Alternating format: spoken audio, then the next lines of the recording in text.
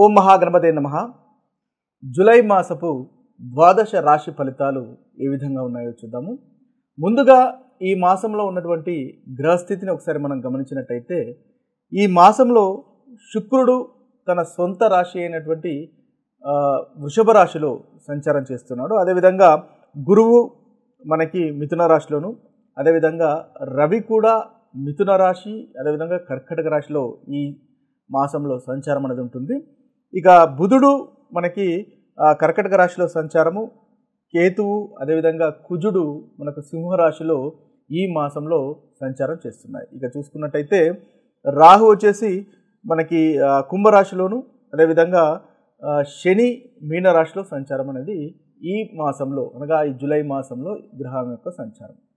ఈ సంచారాన్ని ఆధారంగా చేసుకొని ద్వాదశ రాశుల యొక్క రాశి ఫలితాలు ఏ విధంగా ఉన్నాయో చూద్దాము. ఇక తులారాశి వారి యొక్క ఫలితాలు కనుక మనం ఒకసారి గమనించినట్టయితే ఈ తులారాశి వారికి కూడా చాలా చక్కటి ఫలితాలు ఈ మాసంలో కలుగుతున్నాయి. ముఖ్యంగా తులారాశి వారికి కుజుడు చాలా చక్కటి అనుకూలమైనటువంటి ఫలితాలు కలగజేస్తున్నాడు. రెండవ అధిపతి, అదేవిధంగా తులారాశి వారికి సప్తమాధిపతి అయినటువంటి కుజుడు లాభస్థానంలో సంచారం చేస్తున్నాడు. అంటే కుటుంబానికి సంబంధించిన విషయాల్లో అనుకూలంగా ఉంటుంది, ధనలాభం కలుగుతుంది. మీ యొక్క భార్య వల్ల కానీ, మీ యొక్క భర్త వల్ల కానీ ధనలాభం కలుగుతుంది. లేదా మీరు పార్ట్నర్స్ వల్ల, అంటే వ్యాపారం చేస్తున్నట్టయితే ఇతరులు పార్ట్నర్స్ వల్ల సంబంధించినటువంటి విషయాల్లో తప్పకుండా మీకు అనుకూలత, ధనలాభం కలుగుతుంది. ప్రాపర్టీకి సంబంధించినటువంటి విషయాల్లో భూములు లేదా స్థలాలు కొనుగోలు అమ్మకాలకు సంబంధించినటువంటి విషయాల్లో కూడా మీకు చక్కటి ఫలితాలు అనేవి మనం కలుగుతున్నాయని చెప్పవచ్చు. ఇక చూసినట్టయితే శుక్రుడు వీరికి 8వ స్థానంలో సంచారం చేస్తున్నాడు. శుక్రుడు రాష్ట్రాధిపతి 8వ స్థానంలో సంచారం అన్నది చాలా చక్కటి ఫలితాలు కలగజేస్తాడు. ముఖ్యంగా ఆరోగ్యం అనేది కుదుటపడుతుంది, ఆరోగ్యం అనుకూలంగా ఉంటుంది. అదేవిధంగా మంచి ఇల్లు పనిచేయకుండా అవసరం లేకుండానే అన్ని పనులు సమకూరిపోవడం లాంటి ఉత్తమమైనటువంటి మనకు సందర్భాలు ఈ రాశి వారికి గోచరిస్తాయి.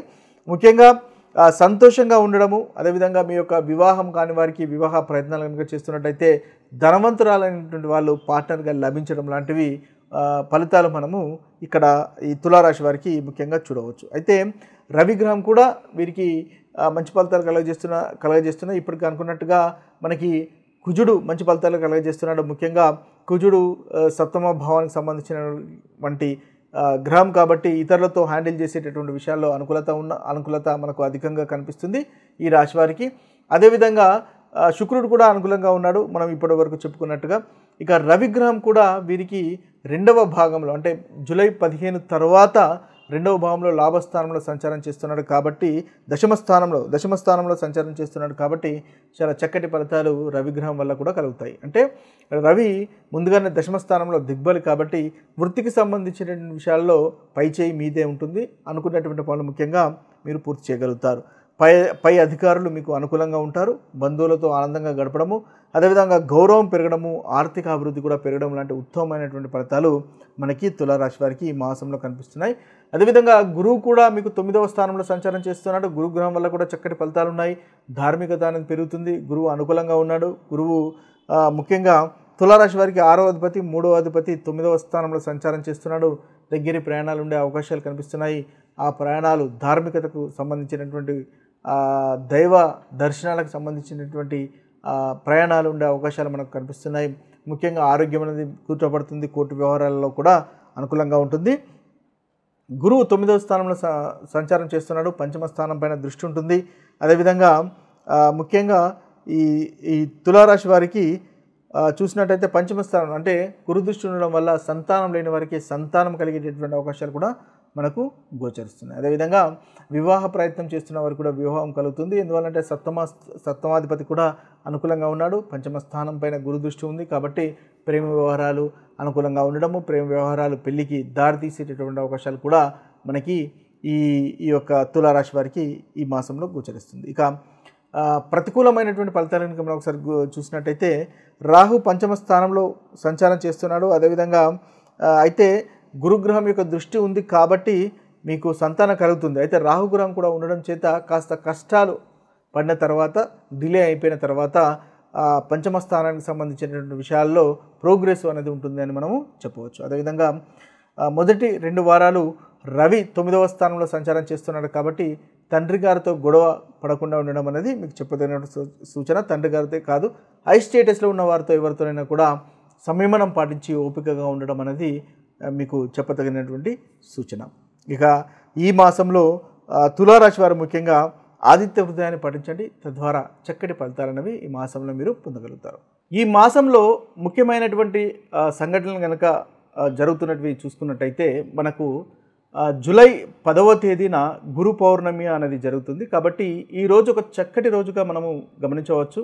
ఈరోజు మీకు ఎవరైతే గురువులు ఉన్నారో, మీకు విద్య నేర్పిన వారు కానీ, లేదా మీ యొక్క జీవితంలో మీకు సలహాలు ఇచ్చేవారు కానీ, మీ ఆధ్యాత్మికత గురువులు కానీ ఉన్నట్టయితే వారి యొక్క ఆశీస్సులు తీసుకోండి. తద్వారా చక్కటి ఫలితాలు అనేవి ఈరోజు కలుగుతాయి. ముఖ్యంగా చూసినట్టయితే మీ యొక్క గురువులకు పసుపు రంగు వస్త్రాలు లేదా స్వీట్స్ లాంటివి సమర్పించుకొని పసుపు రంగు పూలతో పూజించడం వల్ల చక్కటి ఫలితాలు కలుగుతాయి. అదేవిధంగా వారి యొక్క ఆశీర్వాదాలు తీసుకోవడం వల్ల మీకు చాలా చక్కటి ఫలితాలు ఈరోజు జరుగుతాయి. ఇంకా చూసినట్టయితే గురు బ్రహ్మ గురు విష్ణు గురుదేవో మహేశ్వర గురు సాక్షాత్ పరబ్రహ్మ తస్మై శ్రీ గురువే నమః అనేటటువంటి మంత్రాన్ని కూడా మీరు జపించుకోవడం వల్ల ఈరోజు ప్రతికూలమైనటువంటి ఫలితాలు, గురుగ్రహం వల్ల కూడా కలిగే ప్రతికూలమైనటువంటి ఫలితాలు తొలగిపోయి అనుకూలమైనటువంటి ఫలితాలు కలుగుతాయి. అదేవిధంగా బ్రాహ్మణులకు కూడా దానం చేయడం వల్ల ఈరోజు చక్కటి ఫలితాలు కలుగుతాయి. అదొక పరిహారంగా కూడా మనకు కలుగుతుంది. ఇక చూసినట్టయితే ముఖ్యంగా గురుగ్రహానికి సంబంధించినటువంటి దానము అంటే పసుపు రంగు వస్త్రాలు కానీ, అదేవిధంగా మనకి బెల్లం కానీ, అదేవిధంగా అరటి చెట్టుకు పూజించడం కానీ ఇలాంటివి చేసినట్టయితే చక్కటి ఫలితాలు మీకు కలుగుతాయి. ఇలాంటి పసుపు రంగు వస్త్రాలు, బెల్లము లాంటివి దానం చేయడం వల్ల కూడా మనకి ఈ గురుగ్రహం వల్ల కలుగుతున్నటువంటి ఏదైనా ప్రతికూలమైనటువంటి ఫలితాలు తొలగిపోయి అనుకూలమైనటువంటి ఫలితాలు కలుగుతాయి. ముఖ్యంగా వివాహం కాని వారికి, వివాహం డిలే అవుతున్న వారికి ఇది ఒక మంచి చక్కటి రెమెడీగా మీకు కలుగుతుంది. అదేవిధంగా సంతానం గురించి కూడా చూస్తున్న వారికి కూడా చక్కటి రెమెడీ అనేది మనకు కలుగుతుంది. అయితే ఈరోజు ఇంకా చూసినట్టయితే మనం గురు బీజ మంత్రాన్ని పఠించడం వల్ల కూడా 108 సార్లు పఠించడం వల్ల మనకు ఈ చక్కటి ఒక పరిహారంగా కలుగుతుంది. ఓం గ్రామ్ గ్రీం గ్రోం సహ గురువే నమః అనేటటువంటి బీజ మంత్రాన్ని కనుక పఠించినట్టయితే ఈరోజు మీకు గురుగ్రహం వల్ల కలుగుతున్నటువంటి ప్రతికూలమైనటువంటి ఫలితాలు తొలగిపోయి అనుకూలత అనేది పెరుగుతుంది, గురుబలం కూడా పెరుగుతుంది. తద్వారా చక్కటి ఫలితాలు అనేవి ప్రతి రాశి వారికి మనకి కలుగుతాయి. అదేవిధంగా విష్ణు సహస్రనామం పఠించండి. వీలైనట్టయితే ఈరోజు విష్ణు సహస్రనామం పఠించడం వల్ల కూడా చక్కటి ఫలితాలు అనేవి మనకు కలుగుతాయి. అదేవిధంగా తులసి మొక్కను నాటడం వల్ల కూడా మనకు చక్కటి ఫలితాలు అనేవి ఈరోజు ఈ యొక్క ఏదైతే గురు పౌర్ణిమ అనుకుంటున్నామో ఆ రోజు కనుక చేసినట్టయితే చక్కటి ఫలితాలు అనేవి కలుగుతాయి. ఇక ఈ జూలై మాసంలో ఇంకొక ముఖ్యమైనటువంటి పండుగను మనం గమనించినట్టయితే మనకు జూలై 29వ తేదీన నాగుల పంచమి అనేటటువంటి పండుగ మనకు కలుగుతుంది. ఆ రోజు ముఖ్యంగా నాగ దేవతారాధన కనుక చేసినట్టయితే చక్కటి ఫలితాలు కలుగుతాయి. ఇక చూసినట్టయితే ఆ రోజు జూలై 29 మనకు ఉదయం 5:55 నుంచి మొదలుకొని 8:30 వరకు, ఉదయం 8:30 వరకు దాదాపు 2:35 వరకు ఈ ముహూర్తం అనేది ఉంటుంది. ఈ సమయంలో మీరు నాగదేవతారాధన చేసినట్టయితే అది ఒక పరిహారంగా పనిచేసి చాలా చక్కటి ఫలితాలు, ఉత్తమమైనటువంటి ఫలితాలు మీకు కలుగుతాయి. ముఖ్యంగా చూసినట్టయితే ఏదైతే మనకు డిలేడ్ మ్యారేజ్ అంటే ఏంటి, మీరు ఒకవేళ మీ యొక్క వివాహం ఆలస్యం అవుతున్నా కానీ, లేదా చైల్డ్ బర్త్ ఎవరికైతే సంతానం గురించి చూస్తున్న వారికి సంతానము ఆలస్యం అవుతున్నా, లేదా సంతానం కలగడానికి కాస్త ఇబ్బంది పడుతున్నట్టయితే ఈ నాగ దేవతారాధన చేయడం వల్ల చక్కటి ఫలితాలు అనేవి కలుగుతాయి. ముఖ్యంగా ఈరోజు నాగదేవతకు సంబంధించినటువంటి ఆలయ సందర్శనం చేయడము, నాగదేవతకు మనము ముఖ్యంగా పాలను అభిషేకం చేయడం వల్ల చక్కటి రెమెడీగా మనం చూడవచ్చు. అంతేకాకుండా మీరు ఈరోజు ఓం నమో భగవతే వాసుదేవాయ అనేటటువంటి మంత్రాన్ని 108 సార్లు జపించడం వల్ల మనకు ఒక చక్కటి పరిహారంగా కూడా కలుగుతుంది. తద్వారా మీకు ఏదైతే ఈ ప్రాబ్లమ్స్ ఉన్నాయో, ముఖ్యంగా మ్యారేజ్కి సంబంధించినటువంటి ప్రాబ్లం కానీ, సంతానానికి సంబంధించినటువంటి ప్రాబ్లం కానీ, ఏదో మనకి జెనెటిక్ అంటే ఫైనాన్షియల్ ప్రాబ్లమ్స్ కానీ, ముఖ్యంగా వంశపారంపర్యంగా ఏదైనా ఫైనాన్షియల్ ప్రాబ్లమ్స్ కనుక వస్తున్నట్టయితే, మనకు ఎందుకు పనులు ఆలస్యం అవుతున్నాయో తెలియకుండానే ప్రతి పనిలో ఆటంకం కలగడము, మనం అనుకున్నటువంటి పని చేయలేకపోవడము, అది ఎందుకు పూర్తి కావట్లేదో మనకు తెలియకుండా ఉండడము లాంటివి ఈ యొక్క నాగదేవత ఆరాధన చేయడం వల్ల తప్పకుండా ఒక చక్కటి రెమెడీగా పనిచేస్తుంది. మీకు ఏదైతే ఏ విషయాలనైతే ఇబ్బంది పడుతున్నారో ఆ విషయాలకు తప్పకుండా విరుగుడు లాంటివి అనేది జరుగుతుంది. ముఖ్యంగా ఈ నాగదేవతారాధన అనేది మీ యొక్క జన్మ జాతకంలో గనక రాహు కేతు అంటే 1వ స్థానంలో కానీ 7వ స్థానంలో కానీ 5వ స్థానంలో కానీ 8వ స్థానంలో కానీ ఈ స్థానాల్లో కనుక ఉన్నట్టయితే తప్పకుండా ఈ నాగదేవత ఆరాధన చేయడం వల్ల ఆ రోజు ముఖ్యంగా నాగదేవతకి పాలతో అభిషేకం చేయడము, పుట్టలో పాలు పోయడము, లేదా విష్ణువు యొక్క ఆలయం సందర్శించడం, లేదా శివుని యొక్క ఆలయం సందర్శించడం వల్ల ఇది ఒక చక్కటి పరిహారంగా ప్రతి రాశి వారికి ఉంటుంది. తద్వారా మంచి ఫలితాలు కలుగుతాయి. కాబట్టి వీలున్న వారు తప్పకుండా ఈ పరిహారాన్ని చేసుకోవడము మంచిది.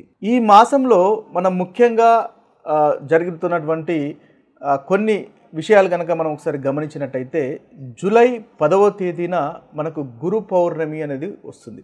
కాబట్టి ఇది గురు పౌర్ణమి రోజు కనుక మనం కొన్ని రెమెడీస్ కనుక చేసుకున్నట్టయితే చక్కని ఫలితాలు అన్ని రాశుల వారికి కలుగుతాయి. అందులో కనుక మనం చూసినట్టయితే ఈ గురు పౌర్ణిమ మనకు జూలై 10వ తేదీ రోజు కలుగుతుంది. ఆ రోజు మనము గురువుల సమానులైన వారు, ఈ గురు పౌర్ణిమ జూలై 10వ తేదీ రోజు జరుగుతుంది.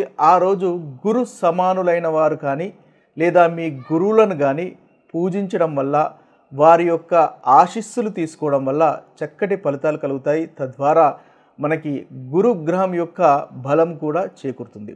ముఖ్యంగా చూసినట్టయితే మీ యొక్క ఈరోజు ఎవరైనా ఆధ్యాత్మికత గురువు కనుక మీకు ఉన్నట్టయితే ఆ గురువును పూజించండి. లేదా వారికి ముఖ్యంగా పసుపు రంగు పూలు కానీ లేదా పసుపు వస్త్రాలు కానీ అదేవిధంగా స్వీట్స్ కానీ సమర్పించి వారికి ఆశీర్వాదాలు తీసుకున్నట్టయితే చక్కటి ఫలితాలు అనేవి ఈరోజు కలుగుతాయి. అదేవిధంగా ఓం గురు బ్రహ్మ గురు విష్ణు గురుదేవో మహేశ్వర గురు సాక్షాత్ పరబ్రహ్మ తస్మై శ్రీ గురువే నమః అనేటటువంటి మంత్రాన్ని కూడా ఈరోజు జపించుకున్నట్టయితే చక్కటి ఫలితాలు అనేవి కలుగుతాయి. అంతేకాకుండా బ్రాహ్మణులకు కూడా వస్త్రధారణం కానీ